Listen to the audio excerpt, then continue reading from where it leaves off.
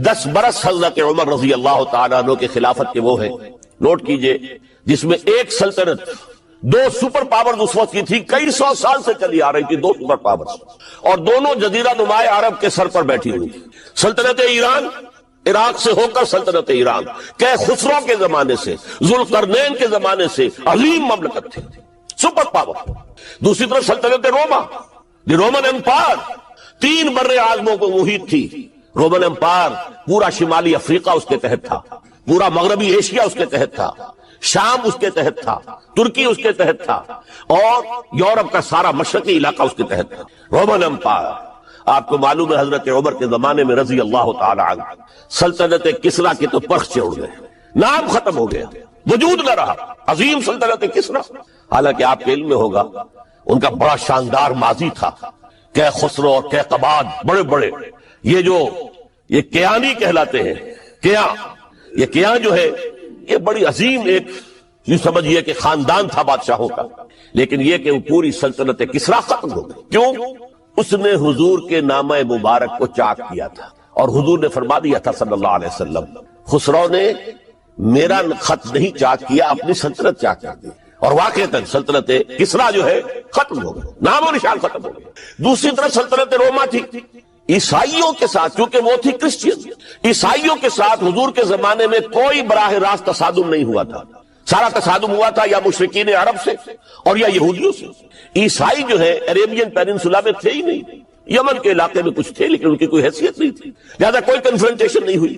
دوسرے عیسائیوں میں ابھی اہل علم موجود تھے، جیسے آپ کو معلوم ہے نجاشی بادشاہ کیسے ایمان لے آیا، اس نے حضرت عیسیٰ کے بارے میں پوچھا، حضرت جعفر طیار رضی اللہ تعالیٰ عنہ نے سورہ مریم کی آیات پڑھ کر سنائی، اور اس نے کہا بے نہیں جو ان آیات میں تم نے پڑھا ہے، عیسیٰ کی حقیقت اس سے 3 کے برابر بھی زیادہ نہیں ہے۔ اسی طرح ہرقل نے جب اس کو حضور کا نامہ مبارک پہنچا، اس نے جو بھی پیغامبر آئے تھے ایلچی، ان کا اکرام کیا، احترام کیا، وہ عالم تھا، جان گیا کہ یہ نبی آخر الزمان ہے، چاہتا تھا کہ میں ایمان لے آؤں بشرطے کہ میرے سارے درباری سپہ سالار بھی ایمان لے آئے۔ جیسے کہ سن 300 عیسوی میں پوری رومن امپائر نے عیسائیت اختیار کی تھی، اس سے پہلے وہ بت پرست تھے۔ 300 عیسوی میں سلطنت روما کا جو ایمپرر تھا وہ ایمان لے آیا حضرت عیسیٰ پر۔ اس وقت تک ظاہر بات ہے اسلام حضرت عیسیٰ کا دین تھا، حضور تو ابھی آئے نہیں، حضور کے آنے میں تو ابھی 300 برس باقی ہے۔ وہ عیسائی ہو گیا، پوری مملکت عیسائی ہو گئی، تو وہ نظام جو تھا حکومت کا برقرار رہا، انٹیکٹ رہا۔ ہرقل یہ چاہتا تھا کہ اسی طرح میری پوری سلطنت ایمان لے آئے تو میری حکومت برقرار رہے، لیکن یہ کہ اس کے جو درباری تھے اور اس کے بڑے بڑے جو سپہ سالار اور جرنیل تھے انہوں نے ریجیکٹ کر دیا، اور یہ بادشاہت کی بیڑی اس کے پاؤں میں پڑی رہ گئی۔ ایمان تو نہیں لایا لیکن پہچان گیا تھا حضور کو صلی اللہ علیہ وسلم۔ اور اس سلطنت روما سے پھر آپ کو معلوم ہونا چاہیے کہ مسلمانوں نے اس کی 3 ٹانگوں میں سے 2 ٹانگیں توڑ دی، پورے شمالی افریقہ سے نکال باہر کیا، پورے مغربی ایشیا سے، یہ شام اور ترکی کا علاقہ اناطولیہ نکال دیا، اور اس کی سلطنت محدود رہ گئی یورپ کے اندر۔ تو یہ عظیم کام ہوئے ہیں حضرت عمر رضی اللہ تعالی عنہ کے عہد میں۔ اب سوچئے اس عظیم ریولوشن کا بھی کوئی کاؤنٹر ریولوشن ہونا چاہیے تھا کہ نہیں؟ ایرانی بڑے زبردست نیشنلسٹ لوگ تھے، نسل پرست، اپنی نسل پر فخر کرنے والے، ہماری روایات عظیم ہیں، ہم کہ خسرو کے وارث ہیں۔ اور آپ کو معلوم ہے کہ آخری جو بادشاہ تھا رضا شاہ پہلوی، وہ چاہتا تھا کہ خسرو کے دور کی عظمت اور سطوت کو دوبارہ لے آئے، 2500 سالہ جشن اس نے منایا تھا، وہ چاہتا تھا وہی شان میری ہو جائے جو خسرو کی تھی۔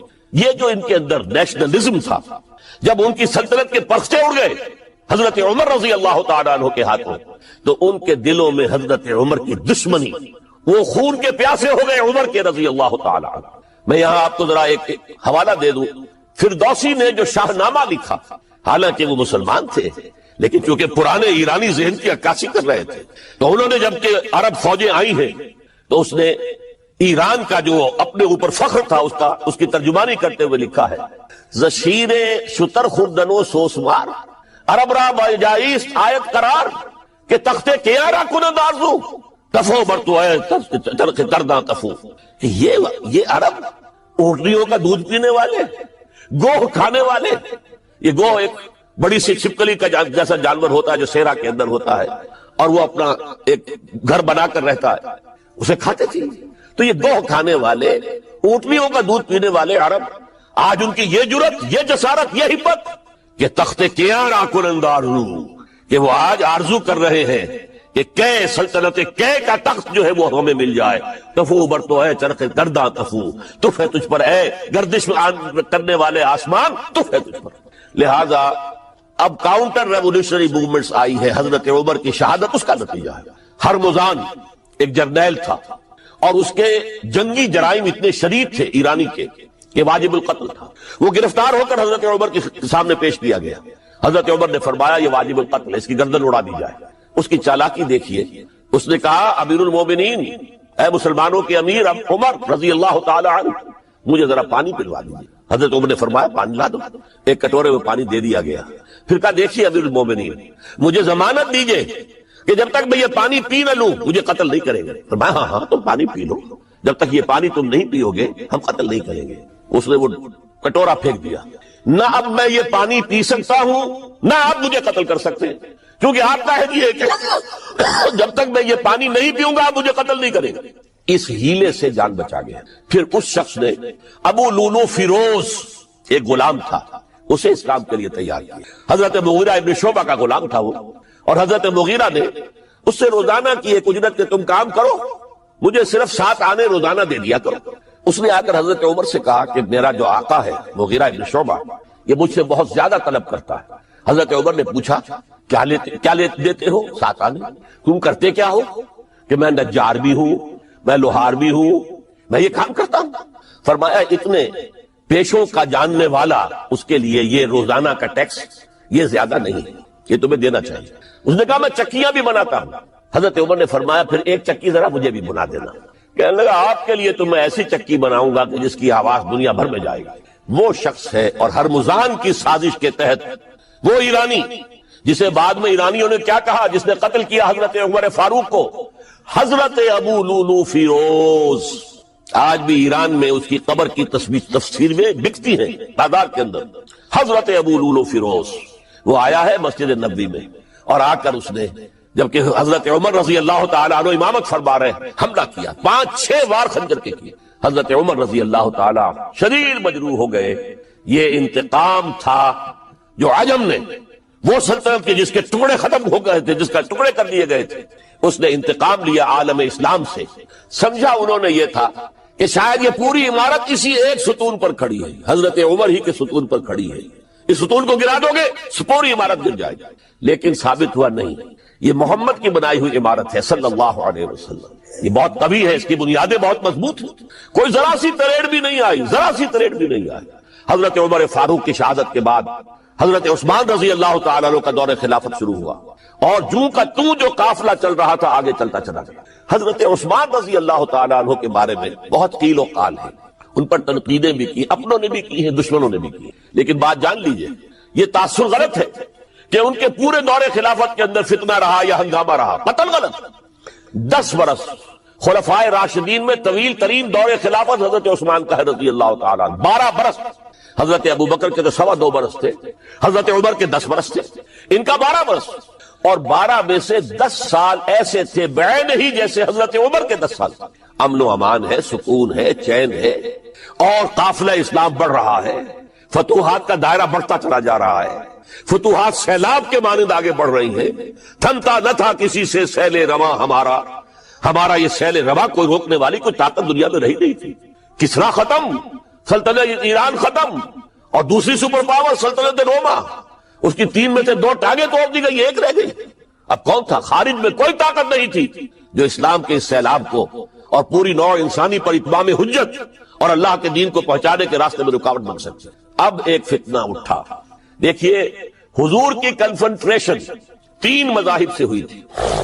ایک مذہب مشرکین کا، شرک کا قلع کما کر دیا گیا جزیرہ نما عرب سے، ختم ہو گیا۔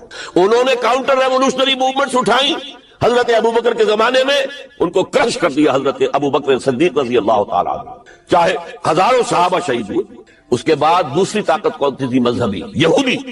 یہود کے 3 قبیلے مدینے میں آباد تھے، بنو قینقاع، بنو قریظہ، بنو نذیر۔ 2 کو مدینے سے نکال دیا گیا ان کی بدعہدی کی وجہ سے، حالانکہ حضور نے مدینہ تشریف لاتے ہی ان سے معاہدے کر دیے تھے۔ ان کا میثاق مدینہ یہ در حقیقت ایک پیکٹ تھا، جوائنٹ ڈیفنس آف مدینہ کا۔ مدینہ پر اگر کوئی حملہ کرے گا، اور ظاہر بات ہے یہ کہ امکان تھا کہ مکے والے آ کر حملہ کریں، مشرکین مکہ، لیکن مدینے کا ہم تحفظ کریں گے مل کر، مسلمان اور یہودی۔ لیکن انہوں نے ہر موقع پر وعدہ خلافی کی۔ پہلے بنو قینقاع نکالے گئے، پھر بنو نذیر نکالے گئے، غزوہ احزاب کے موقع پر بدترین جو ہے بدعہدی بنو قریظہ نے کی، اور ان کو بڑی سخت سزا دی گئی، کیونکہ انہوں نے خود کہا تھا کہ ہمارا فیصلہ سعد ابن معاذ رضی اللہ تعالی عنہ جو فیصلہ کر دیں گے وہ ہمارے حلیف ہے، جو فیصلہ کر دیں گے ہمیں قبول ہوگا۔ اور حضرت سعد نے تورات کے حکم کے مطابق فیصلہ کیا کہ ان کے جتنے جوان ہیں وہ قتل کر دیے جائیں۔ بڑی سخت سزا تھی کہ جو دی گئی ہے، اس میں کوئی شک نہیں۔ پھر ان کا اڈا تھا بہت بڑا خیبر میں، وہ نکال دیا گیا، وہاں سے انہیں نکالا گیا، اس کے اوپر مسلمانوں نے قبضہ کیا۔ جیسا کہ میں نے عرض کیا، عیسائیوں سے کوئی کنفرنٹیشن نہیں ہوئی تھی، لیکن ان دو کے ساتھ ایک مشرکین عرب کا خاتمہ ہوا اور ایک جزیرہ نما عرب سے یہودیوں کا خاتمہ ہوا۔ لہذا ان کے اندر جلن تھی، انتقام کی آگ تھی۔ سب سے بڑا تو حسد تھا کہ 2000 سال سے نبوت اور رسالت ہمارے پاس تھی، موسیٰ سے لے کر عیسیٰ تک علیہ الصلوۃ والسلام، 1400 برس ہماری تاریخ کے وہ ہیں کہ کوئی ایک لمحہ بھی نہیں تھا کہ کوئی نبی موجود نہ ہو۔ نوٹ کیجئے اس بات۔ حضرت موسیٰ 1400 قبل مسیح میں، اور حضرت عیسیٰ سن عیسوی کا آغاز، ان 1400 سالوں میں مسلسل نبوت بنی اسرائیل میں رہی۔ یہ حدیث ہے بخاری شریف کی، کانت بنو اسرائیل تسوسہم الانبیاء، بنی اسرائیل کی حکومت، ریاست، سیاست کا کام انبیاء کرتے تھے۔ اذا ہلک نبی خلفہ نبی، جب بھی نبی کا انتقال ہوتا تھا ان کا خلیفہ دوسرا نبی ہوتا تھا۔ یہ چین ٹوٹی نہیں، 1400 برس۔ آپ کو معلوم ہے حضرت داؤد بادشاہ بھی ہے، خلیفہ بھی ہے، نبی بھی ہے، ان کے بیٹے حضرت سلیمان بادشاہ بھی ہے، نبی بھی ہے، خلیفہ بھی ہے۔ اسی طریقے سے یہ سلسلہ چلتا رہا۔ تورات انہیں دی گئی، انجیل انہیں دی گئی، زبور انہیں دی گئی، بے شمار صحیفے اور دوسرے چھوٹے نبیوں کو دیے گئے۔ لیکن پھر اللہ تعالیٰ نے نبی آخر الزماں کی حیثیت سے محمد الرسول اللہ کو چن لیا، جو اسرائیلی نہیں تھے، جو اسماعیلی تھے، حضرت ابراہیم کے بڑے صاحبزادے حضرت اسماعیل علیہ السلام کی اولاد میں سے۔ اس پر انہیں سخت رنج، حالانکہ وہ پہچانتے تھے حضور کو، ان کی کتابوں میں جو نشانیاں لکھی تھی وہ پوری حضور پر جو ہے متفق ہو رہی تھی۔ قرآن کہتا ہے یعرفونہ کما یعرفون ابناءہم، وہ ایسے پہچانتے ہیں محمد کو صلی اللہ علیہ وسلم جیسے کہ اپنے بیٹوں کو پہچانتے ہیں، لیکن انہوں نے نہیں مانا۔ بدترین دشمن، حسد کی آگ میں جلنے والے، اور آج تک وہی معاملہ ہے، ان کی نیچر تبدیل نہیں ہوئی ہے۔ اب جو کچھ قیامت صغریٰ آنے والی ہے مڈل ایسٹ میں، عراق پر حملے کے بعد جو کچھ ہوگا، اس سب کی سازش کس نے کی؟ یہود۔ یہ ساری اسرائیلی سازش۔ بہرحال یہ علیحدہ بات ہو جائے گی۔ اب انتقام یہودیوں کا آیا۔ یہودیوں کو یہ معلوم تھا ہم تعداد میں اتنے کم ہیں اور ڈسپرسڈ ہیں۔ سن 70 عیسوی میں ایک رومن جنرل ٹائٹس، اس نے حملہ کر کے یروشلم بیت المقدس کی اینٹ سے اینٹ بجائی، 1,33,000 یہودی ایک دن میں قتل کیے۔ اور ان کا سیکنڈ ٹیمپل جو تھا، جو حضرت سلیمان نے بنایا تھا، معبد، عبادت گاہ، ہم تو اسے مسجد کہیں گے، مسجد اقصیٰ، لیکن انہوں نے اسے کہا ہیکل، ٹیمپل، اس کو گرا دیا تھا نبوکڈنیزر نے 587 عیسوی میں۔ دوبارہ انہوں نے بنایا، اسے ٹائٹس نے گرا دیا، وہ آج تک گرا پڑا ہوا ہے، آج تک۔ صرف ایک دیوار اس کی سلامت ہے جسے وہ ویلنگ وال کہتے ہیں، وہاں جا کر ماتم کرتے ہیں، روتے ہیں، پیٹتے ہیں۔ اور اس کو اس وقت سے نکال دیا گیا یہودیوں کو، نکل جاؤ فلسطین سے، بھاگ جاؤ یہاں سے، دفع ہو جاؤ۔ لہذا وہ ڈسپرس ہو گئے، کوئی یورپ چلے گئے، کوئی روس چلے گئے، کوئی ہندوستان چلے گئے، کوئی افریقہ کے ممالک میں چلے گئے، کچھ ایران میں آ گئے۔ یہ سب، اس کو وہ کہتے ہیں ڈایاسپورا، ہمارا وہ دور جس میں ہم دنیا میں منتشر تھے۔ جب پوری دنیا میں منتشر تھے تو ظاہر بات ہے کسی فوجی مہم کے ذریعے سے مسلمانوں سے انتقام لینا ممکن نہیں تھا، لیکن انتقام لیا ایک ایسی سازش کے ذریعے سے، ایک ایسا فتنۃ الکبریٰ برحق جو ہے برپا کیا ہے، جس کا کہ میں ابھی آپ سے اندازہ کرتا ہوں، جس کے نتیجے میں حضرت عثمان رضی اللہ تعالیٰ عنہ شہید ہوئے۔ اس کو یوں سمجھیے کہ حضور کے دور میں جن لوگوں نے شہادتیں پیش کی، انہوں نے اسلام کو قائم کرنے کے لیے شہادتیں دی۔ اب دور خلافت راشدہ میں جو شہادتیں پیش کی گئیں، وہ اسلام کو قائم رکھنے کے لیے، جو عمارت بن گئی ہے اب گرنے نہ پائے، اسے دشمن گرا نہ دے، اس ڈیفنس کے اندر، اس تحفظ کے اندر جانے دی، ہزاروں نے دی۔ آج اہل تشیع میں سے بعض حضرات کہتے ہیں کہ یہ عبداللہ ابن سبا یہ تو افسانوی شخصیت، اس کی حقیقت کوئی تھی ہی نہیں، حالانکہ ان کی اپنی کتاب میں رجال کشی کے اندر اس کا ذکر موجود ہے، اور یہ بھی موجود ہے کہ حضرت علی رضی اللہ تعالیٰ عنہ نے اپنے عہد خلافت میں اسے زندہ جلوایا ہے۔ اس کی وجہ کیا تھی؟ یہ آیا مدینے کے اندر اسلام کا لبادہ اوڑھ کر اس نے چند عقیدوں کی اشاعت شروع کی۔ سب سے پہلے حضرت علی تو خدا ہے، گاڈ انکارنیٹ، اوتار کا تصور، جیسے ہندوؤں میں ہے رام چندر جی خدا کا اوتار، اور عیسائیت میں بھی پہلے گاڈ انکارنیٹ کا تصور تھا کہ حضرت مسیح خدا کا اوتار، انکارنیشن آف گاڈ۔ تو اس نے کہا کہ حضرت علی تو خدا کا اوتار ہے، خدا ہے۔ نمبر 2، اس نے کہا کہ ہر نبی کا ایک وصی ہوتا ہے جس کے حق میں وہ وصیت کرتا ہے، تو حضور صلی اللہ علیہ وسلم کے وصی حضرت علی ہے، لہذا خلیفہ تو اول روز سے حضرت علی ہے، حضرت ابو بکر، حضرت عمر، حضرت عثمان، یہ تو غاصب ہے، اور حضرت عثمان کی خلافت تھی اس وقت و خاص طور پر۔ پھر اس نے جو قبائلی عصبیت تھی اسے بھڑکایا۔ پرانی جو عصبیت چل رہی تھی قریش کے اندر، وہ دو گھرانے ایک دوسرے کے بدلے مقابل تھے۔ دیکھیے، ایک ہوتا ہے قبیلہ، ایک ہوتا ہے گھرانہ۔ ہمارے پنجاب میں ایک قبیلہ ہے وٹو قبیلہ، اس کے گھرانے بہت سے، مانے کے، لالے کے، سجے کے، شامت کے، یعنی کوئی لالا تھا ان میں سے بڑا، ان کے بیٹے ہو گئے لالے کے، ان کی اولاد، خاندان یہ کہلاتے ہیں۔ قبیلہ ہے یہ وٹو قبیلہ۔ تو قبیلہ تھا قریش، اس میں گھرانے بہت تھے، بنو ہاشم، بنو امیہ، بنو تیم، بنو عدی، یہ بہت سے گھرانے تھے۔ تو چوٹی کے دو گھرانے جو تھے وہ بنو ہاشم اور بنو امیہ، ان کے درمیان چپقلش تھی، مقابلہ، مسابقت، اور یہ مسابقت فی الخیر بھی ہوتی تھی۔ اگر انہوں نے غریبوں کو کھانے کھلائے ہیں تو ہم ان سے بڑھ کر کھلائیں گے، اگر وہ حاجیوں کی خدمت کرتے ہیں تو ہم ان سے بڑھ کر کریں گے۔ تو ان کے اندر یہ مسابقت خیر نہیں تھی، لیکن چپقلش تھی کہ کوئی ہم سے آگے نہ نکل جائے، وہ سمجھتا تھا وہ آگے نہ نکل جائے۔ اس شخص نے اس پرانی عصبیت کو تازہ کیا کہ حضور تو بنو ہاشم میں سے تھے، لہذا خلافت حق ہے بنو ہاشم، یہ غاصب ہے۔ اس سے پہلے دو خلفاء جو تھے وہ نہ بنو ہاشم سے تھے نہ بنو امیہ سے تھے۔ حضرت ابو بکر بنو تیم میں سے تھے، چھوٹا قبیلہ تھا۔ حضرت عمر بنی عدی میں سے تھے، وہ بھی چھوٹا قبیلہ تھا۔ یہ حضرت عثمان پہلے خلیفہ جو بنو امیہ میں سے تھے، جن کی پرانی چپقلش بنو ہاشم سے تھی۔ اب اس کو موقع مل گیا کہ پرانی قبائلی عصبیت کو بھڑکائے۔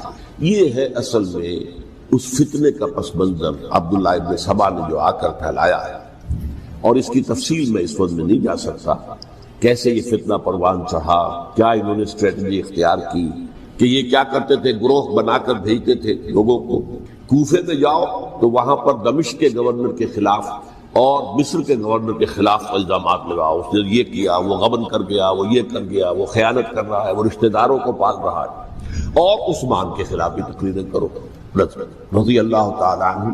دمشق میں جاؤ تو کوفے کے گورنر کے خلاف، کیونکہ دمشق کے گورنر کے خلاف بات کرو گے تو لوگوں کو معلوم ہوگا کہ یہ جھوٹ بول رہے ہیں، لیکن یہ کہ وہاں تو تم بات کرو کوفے کے گورنر کے خلاف اور مصر کے گورنر کے خلاف اور حضرت عثمان کے خلاف۔ مصر میں جاؤ تو بات کرو کوفے کے اور شام کے گورنر کے خلاف اور حضرت عثمان کے خلاف۔ یہ انہوں نے ایسا اٹھایا، اور اس زمانے میں آپ کو معلوم ہے ذرائع رسل و رسائل تھے نہیں، نہ اس فتنے کی پتہ چل سکا جب تک کہ وہ فتنہ جو ہے پوری طرح برگو بار لا کر تراول درخت نہیں بن گیا۔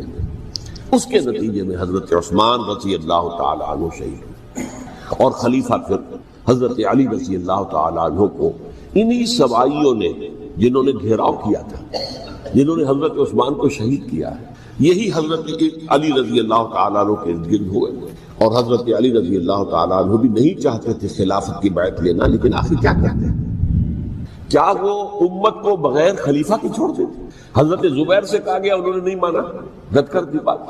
حضرت طلحہ سے کہا گیا، انہوں نے نہیں مانا۔ حضرت علی سے کہا گیا، اب عشرہ مبشرہ میں سے یہی تو تھے نا، لہذا انہوں نے تسلیم کر لیا، خلافت ہو گئی۔ لیکن اس کے بعد جو خانہ جنگی ہوئی، اس خانہ جنگی کے نتیجے میں نوٹ کر لیجئے کہ 1,00,000 کے قریب مسلمان ایک دوسرے کی تلواروں اور نیزوں اور برچھیوں اور تیروں سے ختم ہلاک۔ یہ ہماری تاریخ کا تاریخ ترین باب ہے۔ 5 سال، 4.5 سال حضرت علی کی خلافت کے، اور 6 مہینے حضرت حسن رضی اللہ تعالیٰ عنہ۔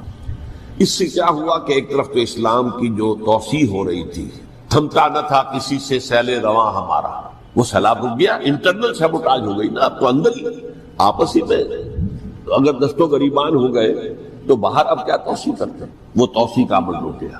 اور یوں سمجھیے کہ جیسے ٹرک اگر کبھی چل رہا ہو، بھرا ہوا ہو، لوڈنگ، اور وہ چڑھائی چڑھ رہا ہو، تو اگر کہیں موشن ٹوٹ جائے، ٹرک کو رکنا پڑے، تو ڈرائیور کے جان پر بن جاتی، اس لیے کہ اس کو دوبارہ سٹارٹ کرنا، اور جبکہ وہ چڑھائی پر ہے، انکلائن پر ہے، آسان کام نہیں ہے، خطرہ ہوتا ہے وہ پیچھے جو ہے وہ نہ جائے۔ اور پہاڑی علاقوں میں آپ کو معلوم ہے ذرا پیچھے چلے جانے کا مطلب جو ہے بہت خطرناک جو ہے نتیجہ نکل سکتا ہے۔ بہرحال حضرت علی رضی اللہ تعالیٰ عنہ نے اپنے خلافت میں ایک کام یہ کیا، اب اس کی کیا مصلحتیں تھیں یہ تو انہی کے علم میں ہوگا، ہم قیاس کر سکتے ہیں، میں اس طرف میں نہیں جانا چاہتا۔ ابھی تک خلافت کا مرکز تھا مدینہ منورہ، حضرت ابوبکر، حضرت عمر، حضرت عثمان، وہی جہاں حضور صلی اللہ علیہ وسلم رہے تھے اور جہاں پر کہ حضور مدفون تھے۔ لیکن حضرت علی نے اپنا مرکز جو ہے وہ کوفہ بنا۔ اچھا، اس کی ایک ظاہری وجہ یہ سمجھ میں آتی ہے کہ اسلام کا جو پھیلاؤ ہو گیا تھا، وہ سلطنت اتنی وسیع ہو گئی تھی کہ مدینہ منورہ بہت جنوب میں اور بڑے صحرا کو عبور کر کے جانا ہوتا تھا۔ کوفہ جبکہ ایسی مقام پر تھا کہ جہاں سے مشرقی راستہ جا رہا ہے ایران کو، عراق کے اندر تو ہے وہ شہر کوفہ، اور پھر ایران اور خراسان اور ہندوستان کو راستہ جا رہا ہے، وہیں سے شمال کی طرف جا رہا ہے، شام کی طرف اور ترکی کی طرف، اور وہاں سے پھر یہ کہ مغربی افریقہ کو بھی کنٹرول کرنا، جو شمالی افریقہ کو بھی آسان تھا۔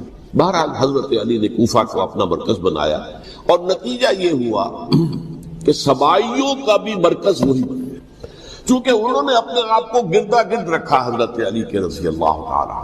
اب ظاہر بات ہے کسی پرٹیکولر پرسن کے خلاف تو کوئی مقدمہ موجود تھا نہیں، بلکہ جب جنگ جمل ہو رہی تھی، ابھی جنگ نہیں ہوئی تھی، حضرت عائشہ، حضرت طلحہ، حضرت زبیر وہ لے کر آئے تھے لشکر اس مطالبے کے لیے کہ حضرت عثمان کے قاتلوں کو سزا دی جائے، قصاص لیا جائے۔ حضرت علی رضی اللہ تعالیٰ عنہ سے گفت و شنید ہو رہی تھی، حضرت علی جو ہے اس پر آمادہ ہو گئے کہ ٹھیک ہے، میں جو بھی قاتلین عثمان ہیں ان کو گرفتار کر کے سزا دوں گا۔ این اسی وقت کوفے کی مسجد کے اندر جو ہے 10,000 کا مجمع کھڑا ہو گیا، ہم سب قاتل عثمان ہیں، لو ہم سے بدلہ کہاں سے لوگ، اور انہوں نے کیا کیا، جاتے ہی جنگ چھیڑ دی، جب چھڑ جائے تو یا مرو یا مارو، اس کے علاوہ تو کوئی چارہ کار ہوتا ہی نہیں۔ ایک رات میں 10,000 مسلمان شہید ہوئے، جن میں 2 عشرہ مبشرہ میں سے حضرت زبیر اور حضرت طلحہ رضی اللہ تعالیٰ۔ تو یہ صورت تھی، سبائیوں نے گھیراؤ کیا حضرت علی کا رضی اللہ تعالیٰ۔ حضرت معاویہ دعوے دار نہیں تھے خلافت کے، قطعاً نہیں، ان کا صرف ایک دعویٰ تھا، اور وہ یہ تھا کہ عثمان کے قاتلوں کو گرفتار کرو، یا خود سزا دو یا ہمارے حوالے کرو، ہم اس سے قصاص لیں گے۔ اس لیے کہ قبیلہ بنو امیہ کا تھا، اور حضرت ابی معاویہ بنو امیہ میں سے، تو ایک خاندانی طور پر جو ہے ہم قصاص لیں گے ان سے جنہوں نے قتل کیا ہے حضرت عثمان۔ لیکن یہاں ظاہر بات ہے کہ حضرت علی رضی اللہ تعالیٰ عنہ کی طرف سے مطالبہ یہ ہوتا تھا تم پہلے میری بیعت کرو، میرے ہاتھ مضبوط کرو تاکہ میں ان کے خلاف کوئی اقدام کر سکوں۔ لیکن انہیں یہ اندازہ تھا کہ اگر میں نے بیعت کی تو ظاہر بات ہے کہ حضرت علی تک پہنچنے سے پہلے مجھے گردن بڑھا دیں گے یہ لوگ، اس لیے کہ سبائی جو ہے وہ آپ کو گھیرے ہوئے۔ بہرحال ایک عجیب الجھاؤ، ایک ڈائلیما تھا جس کی وجہ سے یہ جنگ چلتی رہی، اور حضرت علی رضی اللہ تعالیٰ عنہ کو انہی کے شیعان علی ہی کے اندر سے وہ جماعت علیحدہ ہوئی تھی جس کو ہم خوارج کے نام سے جانتے ہیں، اور ایک خارجی ابن ملجم ہی نے حضرت علی کو شہید کیا رضی اللہ تعالیٰ۔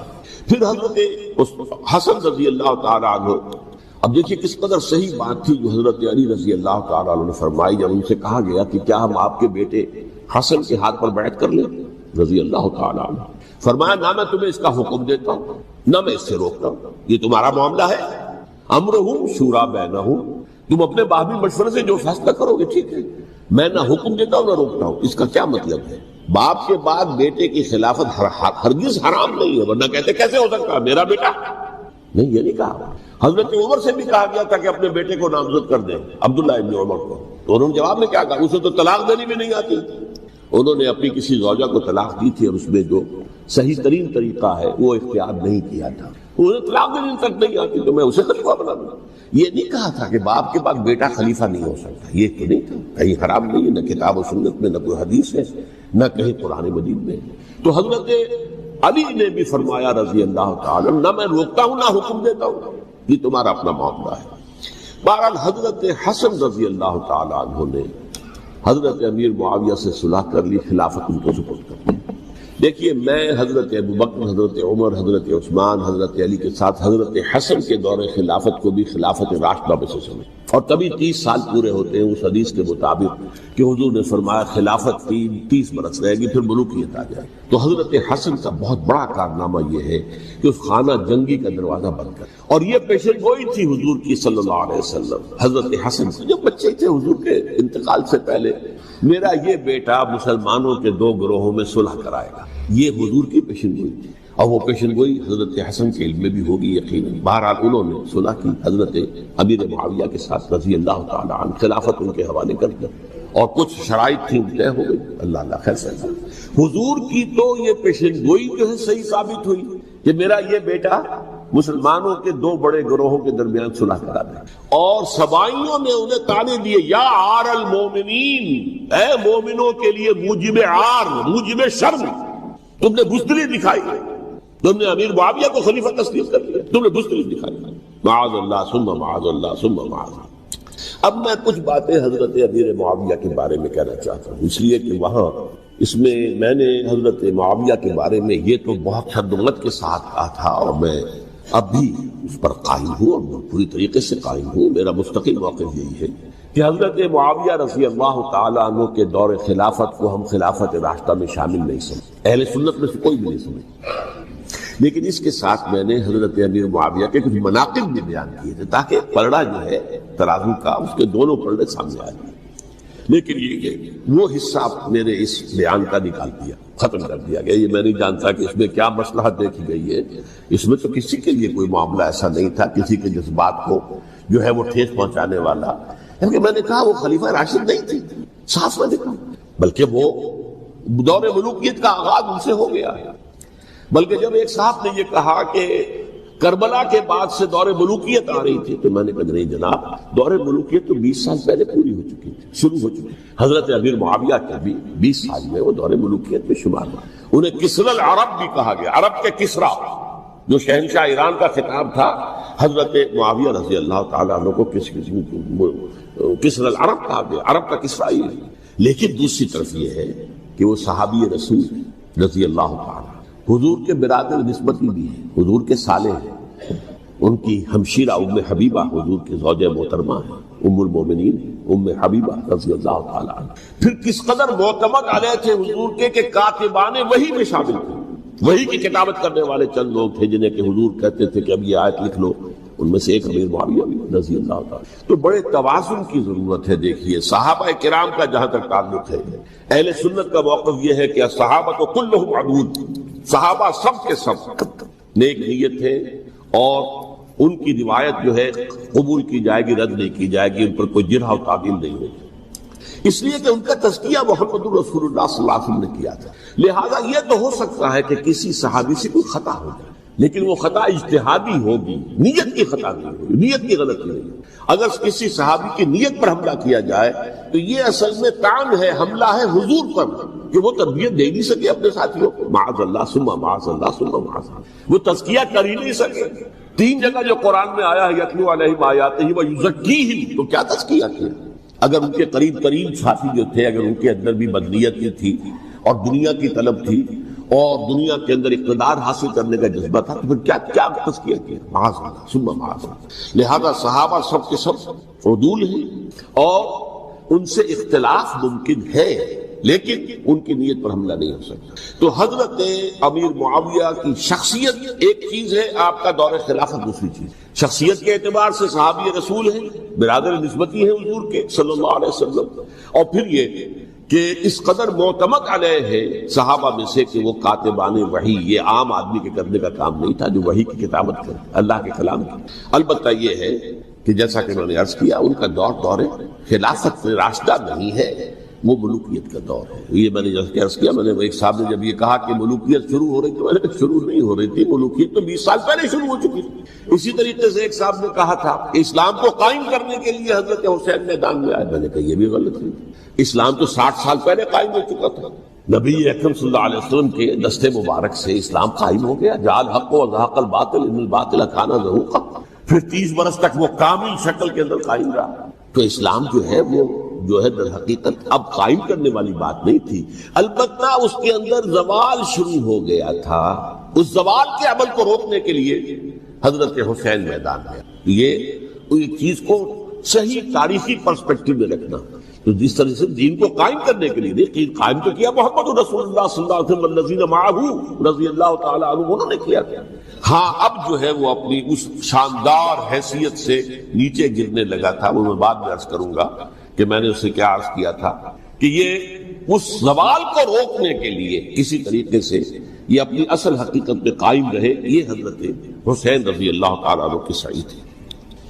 اچھا، حضرت امیر معاویہ کے جو 20 سال ہیں وہ پورے امن، سکون، اطمینان، کوئی جھگڑا، کوئی فساد، کوئی اختلاف، کوئی باہمی خانہ جنگی، کچھ 20 سال، یہ بھی تاریخ کی بڑی چشم کشا حقیقت ہے جو عام طور پر لوگوں کے علم میں نہیں ہے۔ سبائی بھی دبکے رہے، حضرت امیر معاویہ کی حکومت اتنی مضبوط تھی، کنٹرول، کہ ان کو کچھ سر اٹھانے کا موقع نہیں ملا، موجود تھے، دبکے رہے۔ جیسا کہ میں نے کہا ریولیوشن کے آخری مرحلے پر آ کر جو مخالفین ہیں وہ دب جاتے ہیں کہ پھر دیکھیں گے موقع ملے گا تو پھر لیں گے ان سے حساب کتاب۔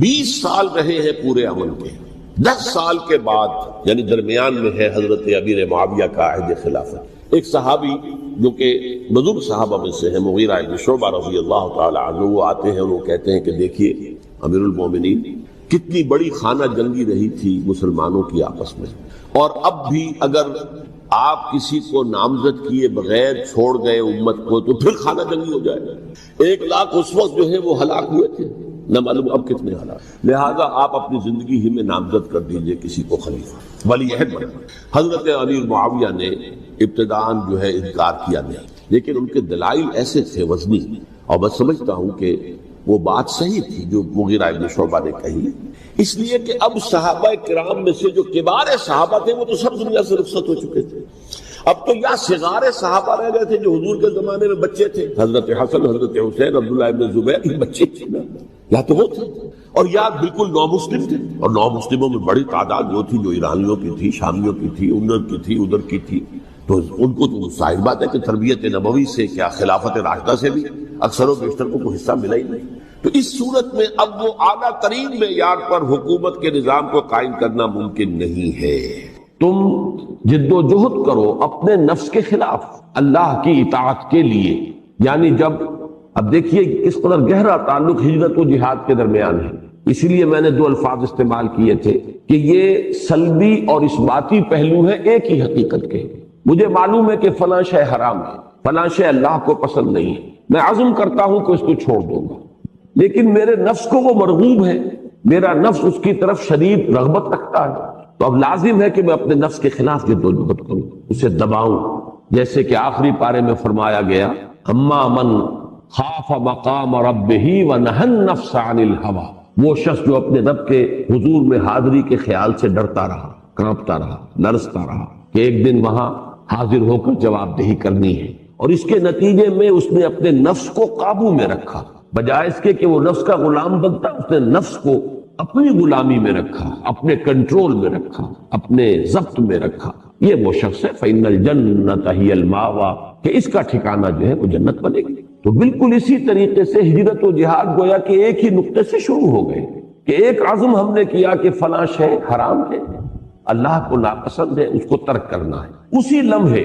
ہمیں محسوس ہو جائے گا کہ ہمارا نفس جو ہے وہ تو اس کی طرف رغبت رکھتا ہے، یہ مال حرام ہے لیکن میرے نفس کو مرغوب ہے، محبوب ہے، لہذا کشمکش شروع ہو جائے گی، یا صحیح معنی میں کشاکش شروع ہو جائے گی کہ نفس اس طرف کھینچے گا اور آپ اسے اس سے باز رکھنے کی کوشش کریں گے، اس کی لگام کھینچنے کی کوشش کریں گے، یہاں سے جہاد شروع ہوگے۔ تو ہجرت و جہاد در حقیقت ایک ہی فینومینا کے، ایک ہی فینومینن کے 2 ایسپیکٹس ہیں، ایک ہی عمل ہے جس کا منفی پہلو ہجرت ہے اور مثبت پہلو جہاد۔ البتہ اس ایک نقطے سے یہ 2 شاخیں اب جو شروع ہو گئیں، تو جو ان کا ارتقائی مقام ہے، جو بلند ترین مقام ہے، وہ ہجرت کیا ہے؟ کسی وقت غلبہ دین کی جد و جہد کے لیے اہل و عیال، گھر بار اور اپنے وطن کو، وطن کی سرزمین سب کو پیاری ہوتی ہے، آباء و اجداد وہاں مدفون ہوتے ہیں، اس کی فضاؤں سے مانوسیت ہوتی ہے، اس کو ترک کرنا آسان نہیں ہوتا، لیکن یہ کہ اللہ کے دین کے لیے ترک وطن۔ اسی طریقے سے جہاد کے بہت سے مراحل ہیں، چنانچہ یہاں پڑھیے تاہم دین کی دعوت و تبلیغ اور غلبہ و اقامت کی جد و جہد میں جان اور مال کھپانے کی جملہ صورتیں جہاد فی سبیل اللہ میں داخل۔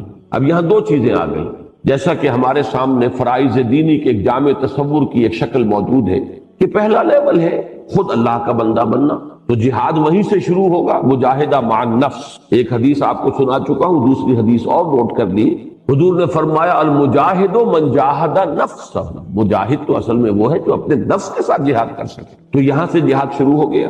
اب اگلی منزل کیا ہے فرائض دینی کی یا اس انقلابی عمل کی؟ اس میں ہم نے دعوت و تبلیغ، نہی عن المنکر باللسان، یہ دونوں الفاظ ہم معنی بن گئے، دعوت و تبلیغ کہیں یا امر بالمعروف اور نہی عن المنکر باللسان، زبان سے، قلم سے، ذرائع ابلاغ سے، نیکی کی تلقین، نیکی کی اشاعت، بدی کو روکنا، بدی کی مذمت، بدی سے لوگوں کو رکنے کا مشورہ دینا، ترغیب دلانا۔ اس کے لیے وقت لگے گا، اس کے لیے جان کھپے گی، اس کے لیے صلاحیتیں لگے گی، اس کے لیے پیسہ صرف ہوگا۔ آپ اگر وقت بھی لگا رہے ہیں تو وہ بھی پیسہ ہی ہے، ٹائم از منی، وہی وقت لگا کر آپ پیسہ کماتے ہیں۔ لہذا جس شخص نے وقت لگایا اس نے گویا کہ پیسہ صرف کیا، جو شخص پیسہ صرف کر رہا ہے گویا کہ وہ وقت صرف کر رہا ہے، اس لیے کہ وہ پیسہ اس نے وقت صرف کر کے کمایا ہے، یا وہی پیسہ وہ خرچ کر کے کسی اور شخص کے وقت اور اس کی صلاحیت کو خرید سکتا ہے۔ تو آج کے دور میں تو یہ دونوں چیزیں بالکل انٹرچینجیبل ہو گئی ہیں، ان کو ایک دوسرے کی جگہ رکھ سکتے ہیں۔ نفس اور مال ایک ہی حقیقت کے یہ بھی دو رخ ہیں کہ جو آپ میں صلاحیتیں ہیں، قوتیں ہیں، جو استعدادات ہیں، جو کام کرنے کی قوت ہے، اسی کو آپ کنورٹ کرتے ہیں پیسے میں، اور پیسے کے ذریعے سے آپ دوسروں کی صلاحیتوں سے فائدہ اٹھا سکتے ہیں، دوسروں کا وقت خرید سکتے ہیں۔ تو اس جان اور مال کا کھپانا لازمی ہو جائے گا، اولاً دعوت و تبلیغ یا امر بالمعروف اور نہی عن المنکر باللسان اور بالقلم کے ذریعے سے۔ اس کے لیے دعوت اور تبلیغ کے لیے وقت لگے گا، جان کھپے گی، صلاحیتیں صرف ہوں گی اور پیسہ لگے گا۔ تیسری منزل ہے اقامت دین کی جد و جہد، جس کے لیے ہم ساری گفتگو کر رہے ہیں۔ اس میں تو وہ مراحل بھی آئیں گے کہ نقد جان ہتھیلی پر رکھ کر میدان میں آنا پڑے گا، یہاں آ کر جہاد جو ہے وہ پھر قتال فی سبیل اللہ کی شکل اختیار کر لیتا۔ چنانچہ جس طرح ہجرت کا ضربہ سنام ہے ترک وطن، اسی طرح جہاد فی سبیل اللہ کا ضربہ سنام، اس کی چوٹی کیا ہے؟ قتال فی سبیل اللہ۔ یہی وجہ ہے کہ جس طرح ہجرت کے ضمن میں ہم نے ابھی دیکھا کہ شروع تو وہ ہو گئی، اس سے ترک معاصی سے شروع ہو گئی، ان تہجر ما کرہ ربک، یہاں سے ہجرت کا آغاز ہو گیا۔ اسی طریقے سے جہاد کا آغاز ہو گیا، ان تجاہد نفسک فی طاعت اللہ، لیکن ہجرت کی چوٹی وہ ہے، اور جہاد بھی بہت سے مراحل سے گزرتا ہوا بالآخر قتال فی سبیل اللہ تک پہنچتا ہے، جو اس کا ذروہ سلام ہے۔ تو جس طرح وہاں پر آغاز کرتے ہی نیت رکھنی ضروری ہے کہ وہ وقت آئے کہ ہم ترک وطن کریں اللہ کے دین کے لیے، اسی طرح یہاں مجاہدہ مع نفس کے ساتھ ہی اس نیت کا ہونا ضروری ہے کہ اللہ تعالیٰ وہ وقت لائے، بلکہ نیت نہیں، خواہش ہونی چاہیے۔ حضور صلی اللہ علیہ وسلم نے فرمایا لَوَدِدْتُ أَنْ أُقْتَلَ فِي سَبِيلِ اللَّهِ ثُمَّ أُحْيَا ثُمَّ أُقْتَلَ ثُمَّ أُحْيَا، میری شدید خواہش ہے کہ میں اللہ کی راہ میں قتل ہو جاؤں، پھر مجھے زندہ کیا جائے، پھر ایک مرتبہ مجھے اللہ کی راہ میں قتل ہونے کی لذت نصیب ہو، یہ سعادت حاصل ہو، پھر مجھے زندہ کیا جائے، اور یہ سلسلہ جاری رہے۔ تو یہ اگر اسوہ رسول ہمارے پیش نظر ہو تو معلوم ہوا کہ یہی اگر تمنا ہمارے دلوں میں نہیں ہے تو گویا کہ ہم حضور کے نقش قدم پر زندگی نہیں بسر کر رہے۔ اس کے لیے ہر شخص کو اپنے دلوں کو ٹٹولتے رہنا چاہیے کہ واقعتاً یہ آرزو ہے یا نہیں، اور یہ حدیث بھی صریح ہے، حضور نے فرمایا مم ماتا، جو مسلمان مرا اس حال میں کہ نہ تو اس نے کبھی اللہ کی راہ میں جنگ کی، نہ اس کے دل میں یہ آرزو ہی تھی کہ وہ اللہ کی راہ میں جنگ کرے اور رتبہ شہادت حاصل کرے، فقد مات علی شعبۃ من النفاق، تو ایسا شخص ایک قسم کے نفاق پر مرا ہے، ایمان پر نہیں مرا۔ اللہم ربنا لا تجعلنا منہ، دعا کیجئے کہ اللہ تعالی ہمیں ان لوگوں میں شامل ہونے سے بچائے۔ تو اب یہاں پر اس کی وضاحت کر دی گئی، البتہ دل میں یہ آرزو رکھنی ضروری ہے کہ کبھی خالص اللہ کے دین کے لیے قتال کی نوبت آئے تو اس میں حصہ لوں اور اللہ کی راہ میں گردن کٹا کر شہادت کا حاصل۔ تو ہجرت و جہاد جو اصل مقصود ہے جماعت اور سم و طاعت کے، یوں سمجھیے کہ آپ اگر ایک وی کی شکل اپنے ذہن میں بنائیں تو وی کے جو دو بازو جڑے ہوئے ہیں، جہاں یہ ہے جماعت، جماعت سے اب دو بازو اوپر چلے سم و طاعت، ایک پر لکھ دیجئے سماعت، دوسرے پر طاعت، پھر اوپر ٹاپ دونوں کا جو ہے ہجرت اور جہاد. جماعت سے سم و طاعت کا نظام وجود میں آئے، اور سم و طاعت کا مقصود کیا ہے؟ ہجرت و جہاد. اور اس سب کی منزل کیا ہے؟ غلبہ دین حق لیظہرہ علی الدین کلہ. اور جس کا اصل حاصل کیا ہے؟ کہ وہ نظام عدل و قسط عملاً نافذ ہو جائے جو اللہ نے اپنے رسول صلی اللہ علیہ وسلم کے ذریعے سے نوع انسانی کو عطا فرمائے. تو اب آئیے تیسری اصطلاح ہے سمع و طاعت. گویا کہ ہم اوپر سے نیچے اتر رہے ہیں کہ